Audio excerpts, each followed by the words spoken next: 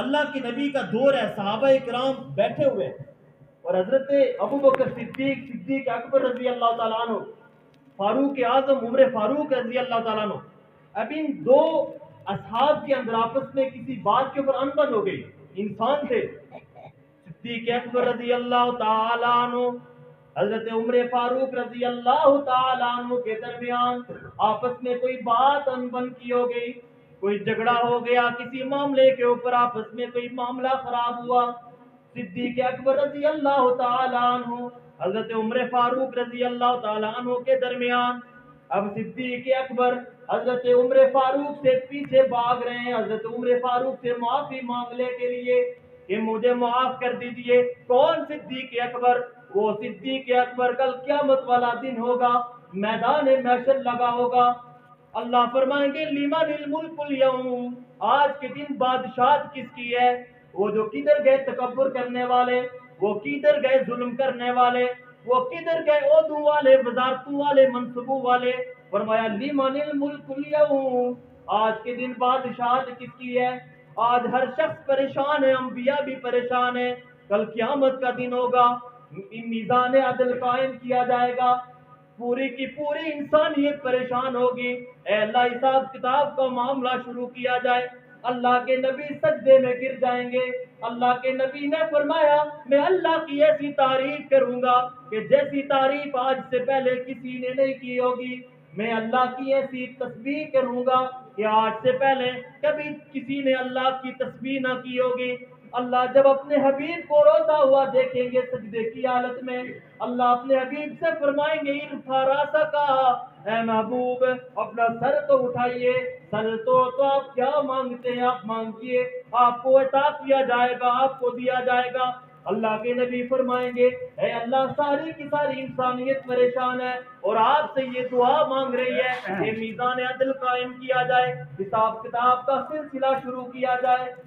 اللہ فرمائیں گے ٹھیک ہے میں میزان عدل قائم کر لیا، میں حساب کتاب کا معاملہ شروع کر رہا ہوں، لیکن لاؤ تو صحیح میں ابتدا کس سے کروں، میں پہل کس سے کروں؟ اس وقت اللہ کے نبی اپنے دائیں طرف دیکھیں گے صدیق اکبر کھڑے ہیں،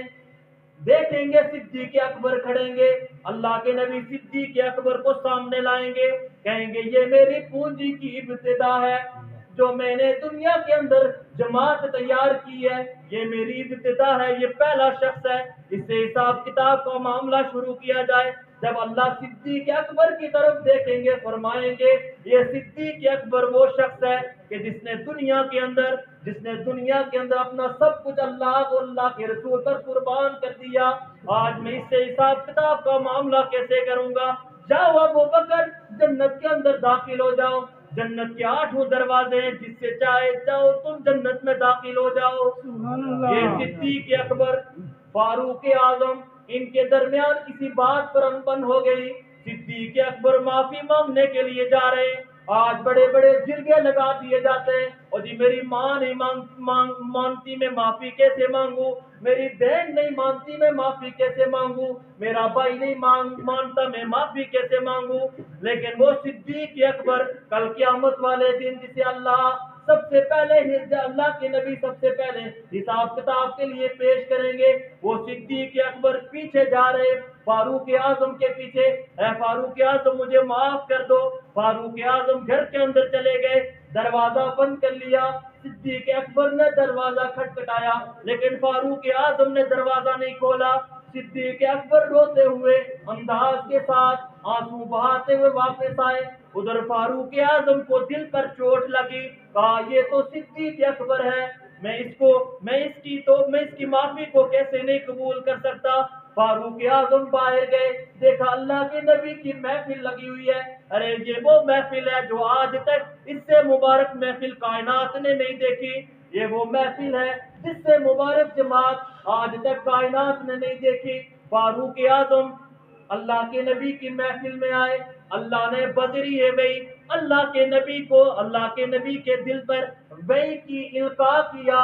اللہ سارا کا سارا واقعہ اللہ کے نبی کو بتلا دیا، اللہ کے نبی مسکرائے، اپنے صحابہ کے اوپر محبت کی نگاہ سے دیکھنے لگے، اللہ کے نبی صحابہ پر محبت کی نگاہ سے دیکھنے لگے، اور میرے نبی نے فرمایا لوگ کوٹیاں لے کر گئے، لوگ مال لے کر گئے، لیکن فرمایا تم خوش نصیب ہو میری امت کہ میں تمہارا ہوں اور تم میرے ہو۔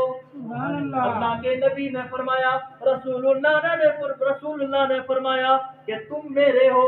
میں تمہارا ہوں۔ ہم وہ خوش نصیب جماعت ہیں کہ کل قیامت والے دن اللہ کے نبی ہمارے حق میں سفارش کریں گے۔ اب صدیق اکبر اور فاروق اعظم کا معاملہ اللہ کے نبی کے سامنے آیا، صدیق اکبر کا معاملہ اللہ کے سامنے آیا، فاروق اعظم کا معاملہ اللہ کے نبی کے سامنے آیا۔ اللہ کے نبی نے فرمایا او میرے صحابہ یاد رکھو، جب مجھے سارے کے سارے جھٹلا رہے تھے، جب سارے کے سارے میری تکذیب کر رہے تھے، جب سارے کے سارے مجھے مجنون، پاگل، دیوانہ، جادوگر کہا کرتے تھے، اس وقت صدیق اکبر نے میرا اقرار کیا، صدیق اکبر نے میری بات مانی، صدیق اکبر نے مجھ پر ایمان لایا، میری رسالت کا اقرار کیا۔ لہذا فاروق اعظم اور صدیق اکبر کے درمیان جو معاملہ ہوا اور صدیق اکبر نے معافی مانگی، فاروق اعظم نے معاف نہیں کیا، لیکن فرمایا آج کے بعد ایسا کبھی معاملہ نہیں ہونا چاہیے۔ اللہ نے تم دونوں کی معافی کو آسمان کے اندر قبول فرما لیا۔ یہ وہ صدیق اکبر کہ جو کل قیامت والے دن اللہ کے نبی دربار میں پیش کریں گے کہ حساب کتاب کا معاملہ شروع کیا جائے۔ تو میرے دوستو، انسان جس طرح زندگی گزارتا ہے، نماز کے اندر اسے ویسے ہی وسوسے آنے شروع ہو جاتے ہیں۔ ملکہ زبیدہ کے بارے میں لکھا ہے کہ 60 قرآن مجید ہر مہینے ملکہ زبیدہ کے دربار میں پڑھے جاتے تھے۔ جب فوت ہوئی، کسی نے پوچھا کہ اللہ نے آپ کے ساتھ کیا معاملہ کیا؟ کہا وہ سارا کا سارا قرآن دوسری طرف۔ کہا وہ قرآن تو تم جو قرآن پڑھنے والے رکھے تھے بیت المال سے ان کو اس کی تنخواہ دیا کرتے تھے۔ فرمایا وہ جو نہر زبیدہ حاجیوں کے لیے تم نے کھدوائی وہ کام نہیں آئی؟ کہا نہیں وہ بھی کام نہیں آئی۔ کہا وہ کیوں؟ کہا وہ تو بادشاہ کے پیسوں میں سے وہ پیسے لگے تھے، اس کے اوپر بھی تمہارا کوئی حق نہیں ہے۔ کہا وہ جو میں جو تہجد پڑھتی تھی وہ کام نہیں آئی؟ کہا نہیں آئی، اس لیے کہ جب تہجد پڑھتی تھی تو خادمائیں ادھر ادھر گھوما کرتی تھی، اور تہجد کی نماز انسان ہو، اللہ کی ذات ہو، اللہ کے سامنے عبادت کرے، وہ بھی ریاکاری ہو سکتی ہے۔ تو ملکہ زبیدہ سے پوچھا پھر تمہارا کون سا عمل اللہ کو پسند آیا؟ تو ملکہ زبیدہ کہنے لگی کہ ایک مرتبہ میں سین کے اندر سہیلیوں کے ساتھ ٹہل رہی تھی اور ادھر سے آذان کی آواز شروع ہو گئی، میرے سر سے دوپٹہ گرا ہوا تھا، میں نے آذان کے ادب کی وجہ سے سر کے اوپر دوپٹہ رکھا اور ادب کے ساتھ بیٹھ کر آذان سننے لگی۔ اللہ نے فرمایا دنیا کے اندر تم نے میرے نام کا ادب کیا، اس ایک عمل کی وجہ سے میں نے تمہارے سارے گناہوں کو معاف فرما کر تمہیں جنت کا حقدار بنا دیا۔ چھوٹا سا عمل، اس لیے اللہ کے نبی نے فرمایا لا تحقرن من المعروف شیئا، کسی نیکی کو حقیر نہ سمجھو، کیا پتہ اللہ کی نگاہ میں وہ کتنی بڑی نیکی ہو، اور کسی گناہ کو چھوٹا سمجھ کر گناہ نہ کرو، کیا پتہ اللہ کی نگاہ میں وہ کتنا بڑا گناہ ہو۔ آج دیکھیں آذان ہوتی ہے، ہمارا موبائل بھی چلتا ہے، ہمارا ٹی وی بھی چل رہا ہے، ہماری میٹنگ بھی چل رہی ہے، اور جی ہمارا پروگرام بھی چل رہا ہے۔ آذان کے اوپر تو انسان کو چاہیے کہ ادب کے ساتھ آذان کو سنے، اس کا جواب دے، اس لیے کہ اللہ اکبر کا مطلب یہ ہے کہ اللہ سب سے بڑا ہے۔ اب میرا کرکٹ آذان سے بڑا نہیں ہے، میرا ٹی وی آذان سے بڑا نہیں ہے، میرا موبائل وہ آذان سے بڑا نہیں ہے، میری میٹنگ وہ آذان سے بڑی نہیں ہے، میرا کام آذان سے بڑا نہیں ہے۔ اللہ اکبر، اللہ سب سے بڑا ہے، ہر کام سے بڑا ہے۔ تو ہونا تو یہ چاہیے کہ انسان لبیک کہتے ہوئے اس مؤذن کی آذان پر لبیک کہتے ہوئے وہ اللہ کے گھر کی طرف چلا جائے، اور اس آواز کا جواب دیتے ہوئے وہ اللہ کے حضور عبادت کرے۔